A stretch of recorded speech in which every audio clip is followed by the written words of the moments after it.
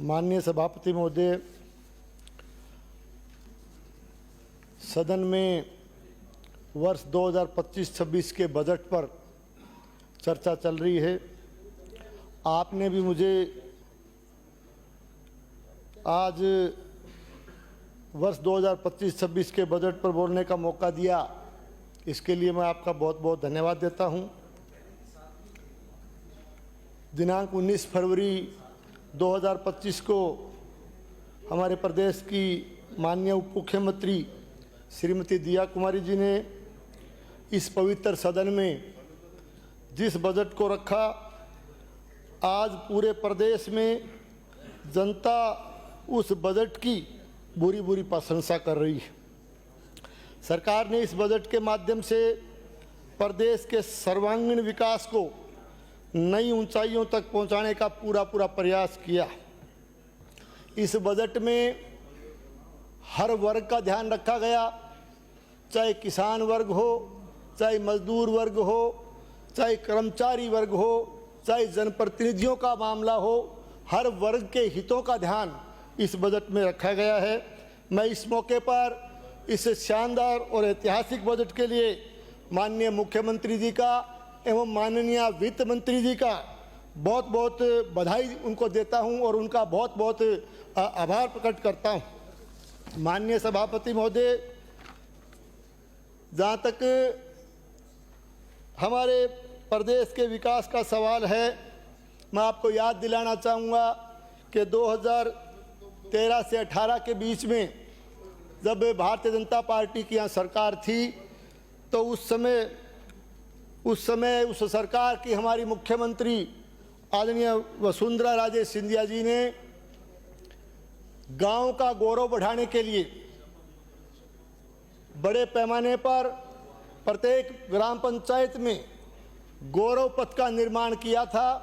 उसी गौरवशाली परंपरा को आगे बढ़ाते हुए आज हमारी वर्तमान सरकार ने भी 5000 से अधिक आबादी वाले ग्रामीण कस्बों में अटल प्रगति पथ बनाने का एक ऐतिहासिक निर्णय लिया है। इसके लिए मैं माननीय मुख्यमंत्री एवं माननीय वित्त मंत्री जी का बहुत बहुत धन्यवाद देता हूं, आभार प्रकट करता हूं।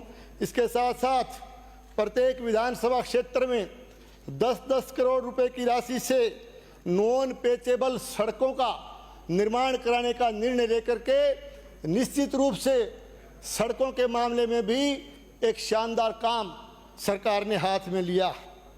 माननीय सभापति महोदय, ग्रामीण क्षेत्रों में 20 लाख घरों में पेयजल कनेक्शन दिए जाने का प्रावधान करके निश्चित रूप से पीने के पानी की समस्या का समाधान करने का बीड़ा सरकार ने उठाया है। इसके साथ साथ 1000 ट्यूबवेल, राजस्थान प्रदेश में 1000 ट्यूबवेल और 1500 हैंडपंप लगाने का भी ऐतिहासिक निर्णय इस बजट के अंदर लिया गया है।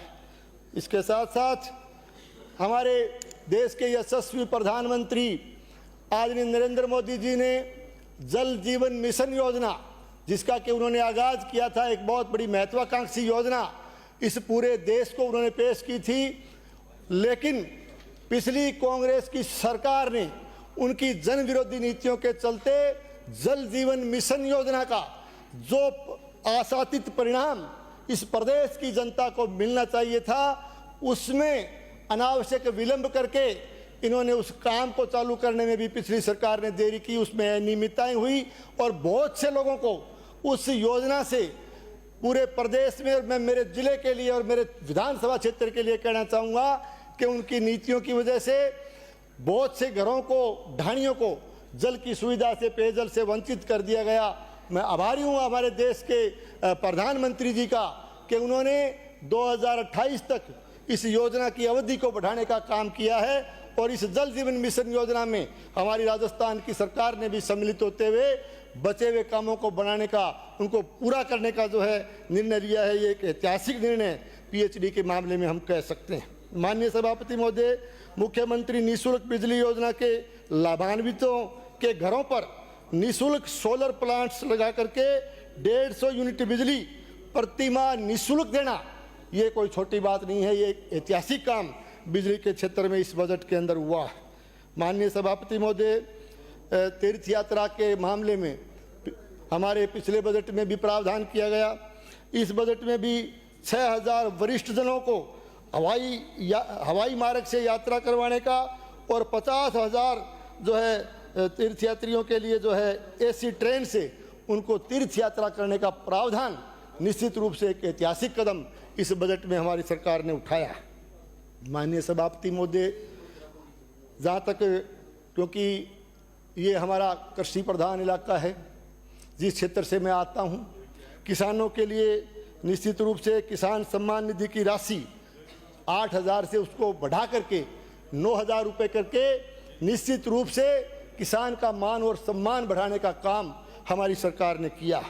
इसके साथ साथ गेहूं के समर्थन मूल्य पर जो बोनस जो दिया, पिछले बजट में भी प्रावधान किया, उस बोनस को बढ़ा करके 150 रुपये करने का प्रावधान करके किसान के हितों की रक्षा करने का काम हमारी वर्तमान सरकार ने इस बजट के माध्यम से हाथ में लिया है। जहाँ तक जनप्रतिनिधियों के मान और सम्मान बढ़ाने का सवाल हो, इस बजट में पंचायती राज और स्थानीय निकाय जो भी हमारे जनप्रतिनिधि है, उनका मान और सम्मान बढ़ाने के लिए उनके मानदेय में भी 10% की राशि बढ़ाने का एक ऐतिहासिक फैसला हमारे माननीय मुख्यमंत्री जी एवं वित्त मंत्री जी ने इस बजट के माध्यम से लिया। माननीय सभापति महोदय, मैं इस बजट में मेरे विधानसभा क्षेत्र का भी के लिए भी अनेक घोषणाएं हुई।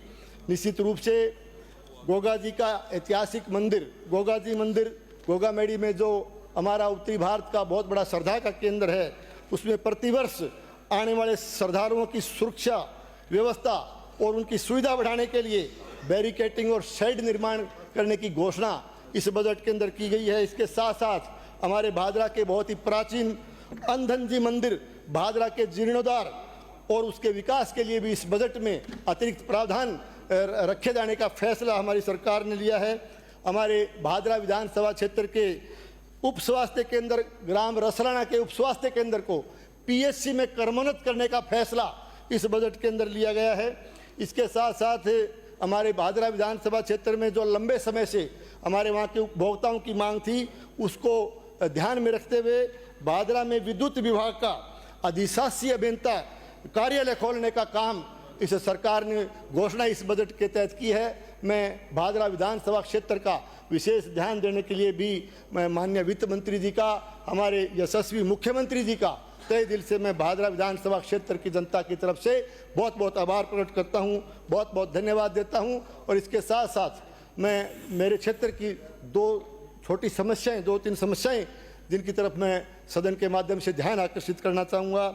हमारे कृषि प्रधान इलाके में सिंचाई का जहाँ तक सवाल है, अमर सिंह सब ब्रांच और सिद्धमुख नहर सिंचाई परियोजना का पानी हमारे क्षेत्र में किसान इस्तेमाल करता है। सिंचाई दोनों नहरों से हमारी होती है। उनमें खाड़ा निर्माण, खाड़ों की हालत जीर्ण शीर्ण है, तो खाड़ों के नवीनीकरण और उन खाड़ों को नया बनाने की मांग भी लंबे समय से है। तो मैं मांग करता हूं आपके माध्यम से कि खाड़ा निर्माण के लिए इन दोनों सिंचाई परियोजनाओं में जो है बजट देने की कृपा करें। और इसके साथ साथ भादरा में एक बाईपास की घोषणा पिछले बजट में की गई, उसमें कुछ शेष कार्य जो बकाया था, जैसे भादरा राजगढ़ से भादरा सावा रोड तक उस बाईपास की घोषणा पिछले बजट में की गई। अब मैं मांग करता हूं कि भादरा सावा से भादरा नोड तक, इस नोर रोड तक इस बाईपास को बढ़ाने की आप कृपा करें। और साथ में क्योंकि वहाँ रेलवे की लाइन है, वहाँ रेलवे ओवरब्रिज बनाया जाए, ये मैं आपके माध्यम से मांग करना चाहता हूँ। शहर भादरा में भी पानी की निकासी, बरसाती पानी की निकासी के लिए ड्रेनेज की स्वीकृति प्रदान करने की कृपा करें। आपने समय दिया, इसके लिए बहुत बहुत धन्यवाद।